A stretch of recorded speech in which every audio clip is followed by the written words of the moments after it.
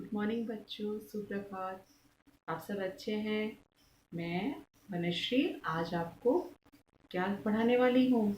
समान अर्थ वाले शब्द यानी सिमिलर मीनिंग वर्ड, जिसका अर्थ है किसी भी वस्तु या नाम जहाँ अर्थ एक हो लेकिन उसके नाम अलग अलग दिए गए हैं। इसका सबसे अच्छा उदाहरण क्या है बताओ? आपका नाम क्या है? रोहन, अंकित, अंकिता, ये सारे आप जो नाम अपनी स्कूल की नोटबुक के ऊपर लिखते हैं या आपका नाम सरनेम के साथ लिखते हैं, लेकिन आपको क्या घर में उसी नाम से सब पुकारते हैं? नहीं।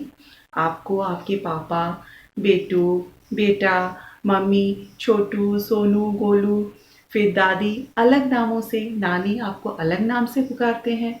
लेकिन आप क्या बदल जाते हैं? आप तो वही रहते हैं। आप उनके सारे नामों का उत्तर क्या देते हैं? हाँ, मैं आ रहा हूँ, मैं आ रही हूँ।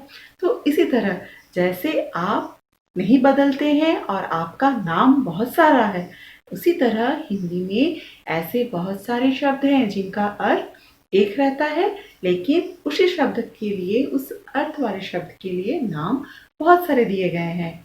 जैसे कैसे समझेंगे इसको? चलिए, अब आप क्या करेंगे? अपनी पाठ्य पुस्तिका व्योम बुक निकालेंगे और पाठ नंबर 11 देखेंगे। ठीक है बच्चे? हाँ बच्चों, आपने अपनी पाठ्य पुस्तिका व्योम किताब निकाली। उसमें आपको निकालना है आपका पाठ नंबर 11, लेसन 11, पेज नंबर 42। ठीक है, यहाँ पर आप देख रहे हैं लिखा हुआ है समान अर्थ वाले शब्द। मैंने बताया आपको, this is words with similar meaning. यहाँ देखो, तीन सहेलियां आपस में बात कर रही हैं। क्या बात कर रही हैं? उनके नाम है। मोनू बोली, सूरजमुखी एक फूल का नाम है। मिनी बोली, नहीं, सूरजमुखी एक पुष्प का नाम है। माँ उनकी बातें सुनकर हंस पड़ी। वो बोली, अरे बुद्धू, सूरजमुखी को फूल कहो या पुष्प, बातें तो एक ही हैं। बच्चों ने पूछा, वो कैसे माँ? माँ ने समझाया, क्योंकि दोनों के अर्थ मिलते जुलते हैं। यहाँ बच्चों, जैसे मैंने आपको बताया था, आपके नाम एक हैं, आप स्कूल में जो लिखते हैं, लेकिन आपको मम्मी, पापा, दादी, नानी सब अलग अलग नाम से बुलाते हैं। लेकिन आप तो जाते हैं ना, सुनते हैं ना, तो क्या आप बदल जाते हैं? नहीं, बिल्कुल नहीं बदलते। ठीक उसी तरह किसी भी वस्तु, स्थान या किसी के नाम, जैसे यहाँ देखो लिखा हुआ है, एक होता है, लेकिन उसके अर्थ एक होना चाहिए, लेकिन उनके नाम अलग अलग होते हैं। मिलते जुलते अर्थ वाले शब्दों को समानार्थी शब्द कहते हैं। नीचे दिए गए कुछ उदाहरण हैं। जैसे यहाँ पर आप देख रहे हैं, एक सूरज का चित्र बना हुआ है, दूसरा एक वृक्ष का। वृक्ष कह लो, पेड़ कहो या तरु, वहीं वैसे ही सूरज, सूर्य या रवि, ये तीनों ही नाम हम किसका अर्थ समझ रहे हैं? यहाँ पर सूरज का अर्थ समझ रहे हैं। सूरज के और भी कई नाम हैं, लेकिन आपके लिए यहाँ पर 3 दिए गए हैं। उसी तरह देखो यहाँ पर बच्चों, बाग, उपवन, बगीचा, एक ही गार्डन जिसे हम कहते हैं ना, उसी का 3 नाम देखो हिंदी में अलग अलग नाम बताए गए हैं, लेकिन अर्थ क्या है? एक ही है। बाग, उपवन, बगीचा। वैसे घर को क्या क्या नामों से जानते हैं हम लोग? नाम बोलते हैं उनका, घर, सदन, गृह। उसी तरह सिंह, जो शेर, लायन है ना, जंगल किंग लायन, उसे हम क्या बोलते हैं? उसके देखो भी 3 नाम हैं, सिंह, शेर, वनराज। उसी तरह भगवान को हम किस नाम से जानते हैं? ईश्वर, परमात्मा, भगवान। उसी तरह एक पक्षी का चित्र है, देखो यहाँ पर, खग, पक्षी, पंक्षी। नेत्र, आँख को हम क्या बोलते हैं? नेत्र, नयन और आँख। उसी तरह राजा को हम क्या बोलते हैं? राजा, सम्राट, बादशाह। फूल, सुमन, पुष्प। अब देखो बच्चों, यहाँ पर और भी कई ऐसे नाम दिए गए हैं जिनका अर्थ एक ही है। अर्थ तो बदलता नहीं है, लेकिन उनके नाम अलग अलग हैं। ठीक है बच्चों, इसे आपने समझा। ये है, बहुत सारे उदाहरण दिए गए हैं। ऐसा है आदमी, आदमी को हम क्या बोलते हैं? नर, मानव। औरत को हम क्या बोलेंगे? नारी, महिला। जल, जल आप पीते हैं ना, पानी, पानी भी बोलते हैं, नीर भी बोला जाता है उसे। उसी तरह धरती, पृथ्वी, भू। नभ, आकाश, आसमान। नभ के और दो नाम। उसी तरह पवन का और दो नाम क्या है? हवा, वायु। मित्र के और दो क्या नाम है? साथी, दोस्त, सखा भी हो सकता है। संसार, जगत, दुनिया। हाथ को हम और क्या नाम से कहते हैं, और क्या क्या नाम है उनके? कर, हस्त।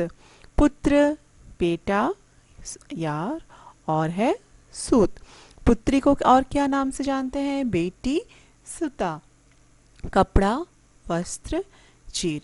इस तरह इस पाठ के आधार पर आपके नेक्स्ट पेज में दिया गया है।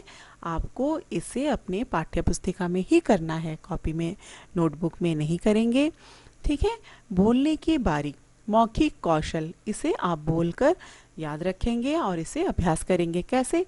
बोल बोल कर पढ़ो और याद करो। देखो लिखा हुआ है यहाँ पर याद करने के लिए, तो आप इनको याद करेंगे। ठीक है।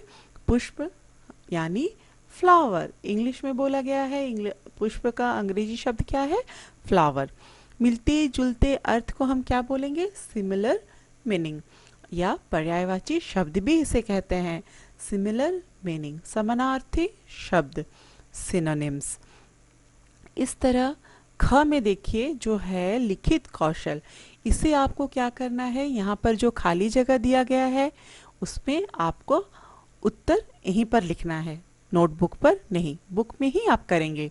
मिलते जुलते अर्थ वाले दो दो शब्द लिखे हैं, उनके बीच में मिलते जुलते अर्थ वाला एक और शब्द आपको लिखना है।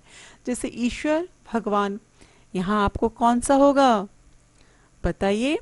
आपको यहाँ पर खुद से करना होगा, मैं आपको और नहीं बताऊंगी। आपने पढ़ा है ना, पक्षी, पंक्षी, और क्या होगा? नेत्र, नयन, और क्या हो सकता है? यहाँ पर आपको करना है। आप कर सकते हैं ना बच्चों?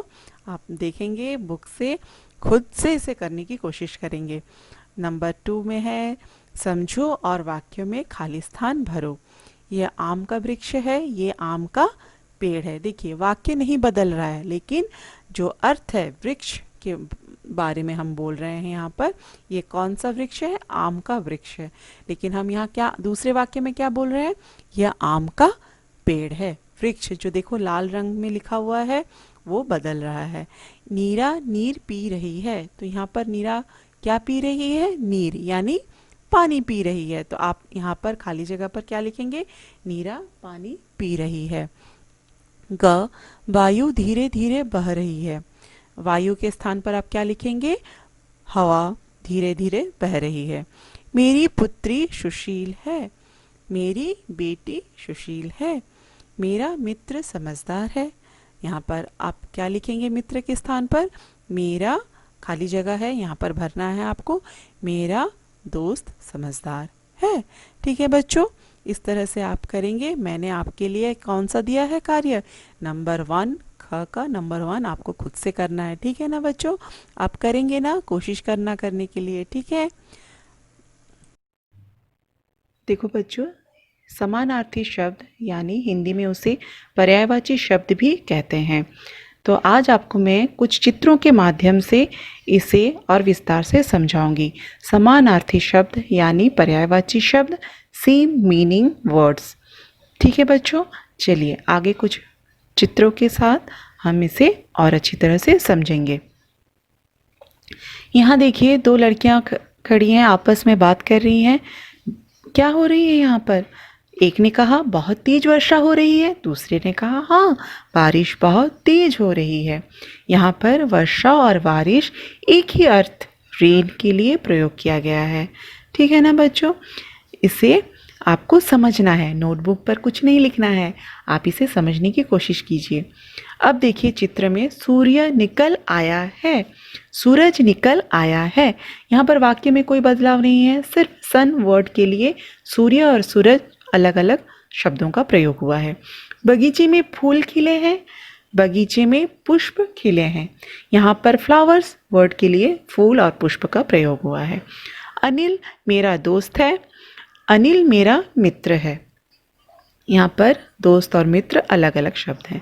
आज पाठशाला की छुट्टी है, आज विद्यालय की छुट्टी है। स्कूल शब्द के लिए पाठशाला विद्यालय का प्रयोग हुआ है।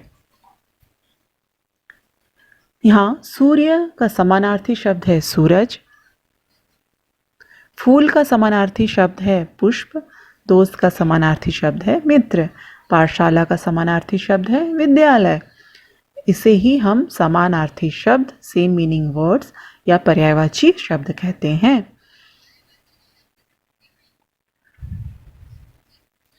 एक जैसा अर्थ प्रकट करने वाले शब्द को ही पर्यायवाची शब्द या समानार्थी शब्द कहते हैं। और देखिए बच्चों, और कुछ चित्र मैं दिखाऊंगी आपको अभी। यहाँ देखिए, सुबह, सवेरा और प्रातः।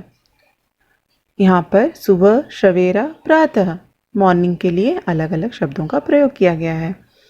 उसी तरह वर्षा, बारिश, बरसात कौन से शब्द के लिए? रेन के लिए। स्त्री, औरत, महिला, वुमन वर्ड के लिए 3 अलग अलग शब्द हैं। सी के लिए सागर, समुद्र और सिंधु। एलिफेंट, हाथी, हस्ती और गज, 3 अलग अलग। मून, चंद्रमा, चांद, शशि, अलग अलग 3 नाम। वाटर, पानी, जल और नीर। पृथ्वी, धरती और धरा। अब देखिए बच्चों, प्रभु, ईश्वर, भगवान। ठीक है। आँख के लिए है नेत्र, आँख और नयन। हवा, हवा के लिए पवन, वायु, एयर वर्ड के लिए। माउंटेन के लिए क्या है? पहाड़, पर्वत और शैल। बादल, मेघ, घन किसका चित्र है? क्लाउड्स का चित्र है, उसी का अलग अलग नाम। फूलों का गार्डन, बगीचा, वाटिका और उपवन। यहाँ जंगल का चित्र है, जंगल, वन और कानन, अलग अलग 3 नाम जंगल के। और मदर के लिए माता, माँ, मैया, 3 अलग शब्द, समानार्थी शब्द। यहाँ संसार, जग और जगत। ठीक उसी तरह अब जो चित्र आएगा कमल, पंकज और जलज। ठीक है बच्चों, थैंक यू।